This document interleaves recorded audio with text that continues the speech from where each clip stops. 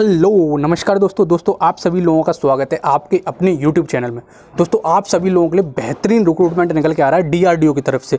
Total 640 vacancies out हुई हैं आपको और बहुत ही बेहतरीन आपको सैलरी मिलने वाली है। इसमें 88-90,000 पर मंथ की आपकी सैलरी होने वाली है और आपका रिटन टेस्ट के बेसिस पे आपका सिलेक्शन होने वाला है। तो काफ़ी ज़्यादा अच्छी अपॉर्चुनिटी साबित हो सकती है आप सभी लोगों के लिए। ठीक है, तो डिटेल में देखना कि क्या क्या इसमें आपकी रिक्वायरमेंट है, किस बेसिस पे आपका सिलेक्शन होने वाला है, एलिजिबिलिटी क्राइटेरिया क्या है, सिलेक्शन और प्रोसीजर क्या है और उसके बाद में आपको कितनी एज तक बच्चे कंसिडर किए जाएंगे। ठीक है, everything will be clear in this video. तो ध्यान से देखना, टोटल वैकेंसी 640 प्लस है, तो काफ़ी ज़्यादा अच्छी अपॉर्चुनिटी आप सभी लोगों के लिए हो सकती है। कोई भी आपका एक्सपीरियंस रिक्वायर्ड नहीं है, फ्रेशर कैंडिडेट इसमें फॉर्म फिल कर सकते हैं, ऑल इंडिया एलिजिबल है। ठीक है, तो पहले मैं आपको देखो एलिजिबिलिटी के बारे में बता देता हूँ, जिससे कि जो भी interested as well as eligible candidate हो वो इसमें वीडियो आगे कंटिन्यू कर सके और रिमेनिंग कैंडिडेट वीडियो को लीव करके और अपनी इस कमेंट बॉक्स में अपनी वीडियो का नाम लिख के जाएं, जिससे कि आगे आने वाली जो वीडियो होंगी वो उन सभी लोगों को कंसीडर करके किए जा सकती है। ठीक है, और देखो यार डिस्क्रिप्शन बॉक्स में मैंने टेलीग्राम की लिंक डाल दी, उसे भी जाके ज्वाइन कर लेना, क्योंकि वहाँ पे मैं नोट्स प्रोवाइड कर रहा हूँ आप सभी लोगों के लिए।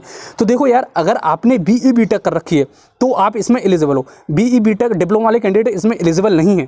BE BTech में अगर आपकी ब्रांच में स्पेसिफिकली बताऊं मैं आपको, तो अगर आपने electrical engineering, electronics engineering, electronics की सारी ब्रांचेज जो इलेक्ट्रॉनिक्स एंड कम्युनिकेशन होता है, टेलीकम्युनिकेशन, इंस्ट्रूमेंटेशन, सारी branches, inter related mechanical engineering, उसकी सब branches mechanical engineering and production engineering वो भी इसमें एलिजिबल है, ऑटोमोबाइल इंजीनियरिंग वो भी इसमें एलिजिबल है। और उसके अलावा अगर आपने कंप्यूटर साइंस से BE BTech कर रखी है तो वो भी इसमें एलिजिबल है। कंप्यूटर साइंस से इंटर रिलेटेड ब्रांच जैसे कि आपकी CS हो गई, CS के बाद में कंप्यूटर इंजीनियरिंग, इंफॉर्मेशन टेक्नोलॉजी और रिलेवेंट जो भी इनसे रिलेटेड ब्रांच होती है वो सारी इसमें एलिजिबल होने वाली हैं।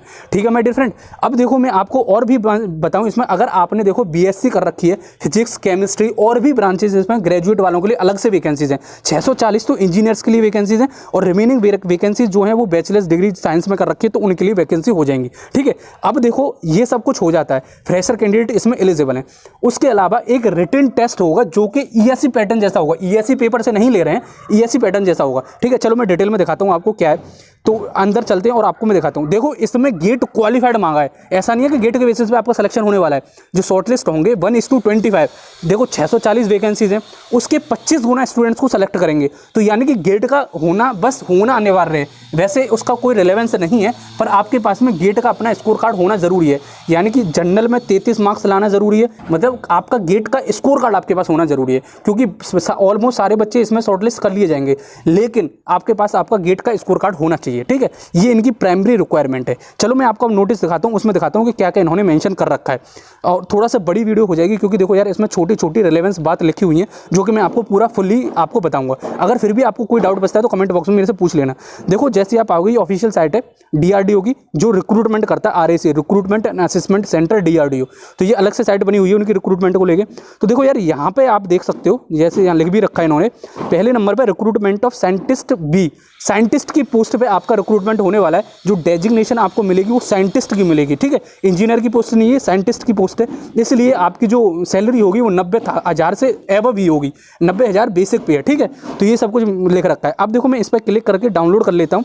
ये 23 तारीख को पब्लिश किया गया है। ठीक है, चलो मैं इस पर क्लिक करता हूँ। अप्लाई लिंक और सब कुछ लिंक मैं आपको डिस्क्रिप्शन बॉक्स में प्रोवाइड कर दूंगा, उसकी टेंशन मत लेना। ठीक है, चलो मैं इस पर क्लिक करके आपको डाउनलोड करके दिखाता हूँ क्या इसमें लिख रखा है। ठीक है दोस्त, तो देखो दोस्त, ये है आपका पूरा रिक्रूटमेंट जो कि नोटिफिकेशन इन्होंने निकाला है। साइंटिस्ट B की पोजीशन DRDO में देखो 3 आपका रिक्रूटमेंट एजेंसी हैं जिसमें ये रिक्रूटमेंट होने वाला है। पहला है आपका DRDO, दूसरा आपका DST, तीसरा आपका ADA। ठीक है, जैसे यहाँ आप देख सकते हो। तो टोटल आपकी जो वैकेंसीज होने वाली हैं 640 वैकेंसीज होने वाली हैं इन टोटल, सबकी मैं बता रहा हूँ। अब देखो जैसे आप नीचे आओगे, 21 दिन का इन्होंने टाइम दे दिया जब से आपकी एप्लीकेशन स्टार्ट होगी, यानी कि 15 जून तक आपके पास फुल टाइम है। 15 जुलाई तक, सॉरी, ठीक है, 15 जुलाई तक आप फॉर्म फिल कर सकते हो। अप्लाइंग लिंक अभी एक्टिव नहीं हुई है, लेकिन जल्दी से एक्टिव हो जाएगी। मैं आपको टेलीग्राम पे सूचित कर दूंगा जैसे ये हो जाएगी। तो जैसे ही आप नीचे आओगे तो यहाँ पे इन्होंने कैटेगरी वाइज और आपकी ब्रांच वाइज वैकेंसीज को डिस्ट्रीब्यूट कर रखा है, ऑर्गेनाइजेशन वाइज भी कर रखा है। तो इलेक्ट्रॉनिक्स एंड कम्युनिकेशन में देखोगे आप, देखो 135 वैकेंसी आपकी DRDO में ही हो जाती हैं। उसके बाद में ADA में जो है आपकी वैकेंसीज 12 वैकेंसीज हैं, फिर DST में 2 वैकेंसीज हैं, और ये सारी ब्रांचेज आपकी एलिजिबल हैं। देखो इसमें लिखा हुआ है electronics and communication, electronics engineering, electronics and computer, electronics and communication system, नीचे इलेक्ट्रिकल भी लिखी हुई है, ठीक है। तो ये सारी ब्रांचेज हो जाती हैं। इंडस्ट्रियल भी लिखी हुई है, तो इसमें सारी ब्रांचेज में इंस्ट्रूमेंटेशन भी लिखी हुई है, इलेक्ट्रॉनिक्स एंड इंस्ट्रूमेंटेशन इंजीनियरिंग, ठीक है। तो ये सारी ब्रांचेज एलिजिबल हो जाती हैं। अब मैकेनिकल की बात करूँ तो यार मैकेनिकल में भी बहुत वैकेंसीज हैं, 132, 12, 17, 1, ये सारी वैकेंसीज हो जाती हैं। तो 144 यही हो गई आपकी, 17 इसमें, फिर 1 इसमें। अब देखो जैसे कि मैंने एजुकेशन क्वालिफिकेशन में बताया था आपको, वैलिड गेट स्कोर होना चाहिए इलेक्ट्रॉनिक्स एंड कम्युनिकेशन के पेपर में, ठीक है। आपने ईसी में पेपर दिया हो गेट का, और आपके जो अगर आपने एनआईटी और आईआईटी से हो तो 80% प्लस होने चाहिए, और बीई बीटेक में आपके पास फर्स्ट क्लास होनी चाहिए, यानी कि 60% होने चाहिए। ये सब कुछ इन्होंने यहाँ मेंशन कर दिया है। अब देखो मैंने पहले ही बताया था गेट क्वालिफाई होना जरूरी है, ऐसा नहीं है कि आप टॉप स्कोरर हो, ठीक है। तो यहाँ सब कुछ मेंशन कर रखा है, और फीस भी इतनी ज़्यादा नहीं है कि आप सोचो यार मेरा नहीं हो सकता है। केवल 100 रुपये आपकी फीस होने वाली है जनरल, ईडब्ल्यूएस, ओबीसी कैंडिडेट के लिए। एससी एसटी फीमेल्स के लिए सारे पैसे फ्री हैं, उनको फ्री ऑफ कॉस्ट पेपर भरना है ये फॉर्म, ठीक है। मैकेनिकल का भी ऐसे ही है, सबकी ऐसी ही क्वालिफिकेशन है। ये पार्ट 1 का हो गया। पार्ट 2 में देखो आपके पास बीई बीटेक होनी चाहिए, इलेक्ट्रिकल के लिए अलग से वैकेंसी है पार्ट 2 में। देखो पार्ट 2 का जो होगा वो केवल और केवल आपके गेट के बेसिस पर सिलेक्शन किया जाएगा। तो पार्ट 1 वाले के लिए पेपर होगा जो यहाँ पे ऊपर दे रखा है, ये वाला पार्ट 1, मैकेनिकल, कंप्यूटर साइंस और इलेक्ट्रॉनिक्स वालों के लिए पार्ट 1 में रिटन टेस्ट कराया जाएगा। लेकिन पार्ट 2 है वो डायरेक्टली आपका बेसिस होगा गेट के बेसिस पे, गेट के बेसिस पर डायरेक्टली सिलेक्शन हो जाएगा इसमें, ठीक है।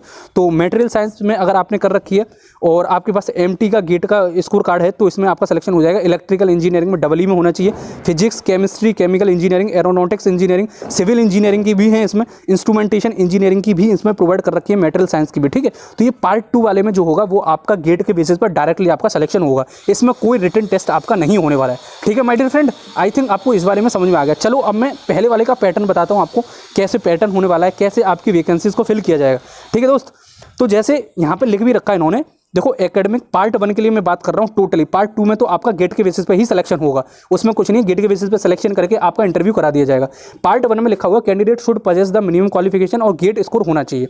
अब देखो एज क्राइटेरिया की बात करूँ तो अनरिजर्व्ड में हो, डीआरडीओ में अगर भर रहे हो आप तो 28 ईयर्स का होना चाहिए, डीएसटी में 35 ईयर्स का, एडीए में 30 ईयर्स का, ओबीसी और एससी एसटीज के लिए 5 साल 3 साल का रिस्पेक्टिवली आपको रिलैक्सेशन में देखने को मिल जाएगा, ठीक है दोस्त। अब देखो मैं एजुकेशन क्वालिफिकेशन की बात करता हूँ, मेजर बात जो इंपॉर्टेंट हो सकती है आप सभी लोगों के लिए। देखो यहाँ पे इन्होंने पार्ट 1 के लिए लिख रखा है tentatively written examination will consist of, देखो यहाँ मैं आपको हाईलाइट भी करता चलता हूँ, tentatively written examination will consist of 2 part, 2 paper of 300 marks each. 2 paper होंगे, 2 सेशन में कराए जाएंगे, जैसे कि आपके यूपीएससी मेंस का पेपर का जो पैटर्न है और सिलेबस भी सेम होगा, यहाँ पे लिख रखा है। यानी कि जो यूपीएससी का मेंस का पेपर होता है उसमें 2 पेपर होते हैं, उसी बेसिस पर 300 मार्क्स के आपके 2 पेपर कराए जाएंगे 2 सेशन में, ठीक है। ये सब कुछ इन्होंने यहाँ पे मेंशन कर दिया है। तो द सिलेबस, अब यहाँ पे देखो ये भी लिख रखा है the syllabus of examination will be of means exam, ठीक है। तो ये हो जाएगा। और जो आपका एग्जामिनेशन सेंटर है वो पढ़ने वाला है Chennai, Bangalore, Delhi, Hyderabad, Kanpur, Kolkata, Pune and other common centre as well as other common centre, ये सब कुछ यहाँ पे इन्होंने मेंशन कर रखा है। रिटन टेस्ट का इन्होंने डेट मेंशन कर रखी है 16 अक्टूबर की, ठीक है। तो ये भी आप सभी लोगों के लिए इंपॉर्टेंट डेट हो जाती है रिटन एग्जामिनेशन की। अब दोस्त पार्ट 2 के सिलेक्शन प्रोसीजर की बात करूं तो मैंने जैसे पहले ही आपको बता दिया था कि आपका उसमें टोटल गेट के बेसिस पे आपका सिलेक्शन होगा। तो यहाँ पे इन्होंने मेंशन कर रखा है final selection of the candidate purely on the discipline basis of aggregate 80% आपका गेट स्कोर होगा और 20% आपका पर्सनल इंटरव्यू होगा। और पार्ट 1 की बात करें तो देखो 80% आपका रिटन टेस्ट के बेसिस पे होगा, 20% आपका पर्सनल इंटरव्यू के बेसिस पे होगा, ठीक। आई थिंक ये सब चीज़ आपके लिए क्लियर हो चुकी होगी कि आपको पहले वाले पार्ट में रिटन टेस्ट प्लस इंटरव्यू के बेसिस पे होगा, सेकंड वाले पार्ट में आपके लिए गेट स्कोर प्लस आपके लिए 20% इंटरव्यू का होने वाला है। अब देखो मैं आपकी फीस की बात कर ले रहा हूँ, जैसे मैंने पहले भी बता दिया 100 रुपये आपकी फीस होने वाली है for general, OBC, EWS candidate. SC ST PWD and women candidate के लिए फ्री ऑफ कॉस्ट होने वाला, कोई पैसा पे नहीं करना है आप सभी लोगों को, ठीक है दोस्त।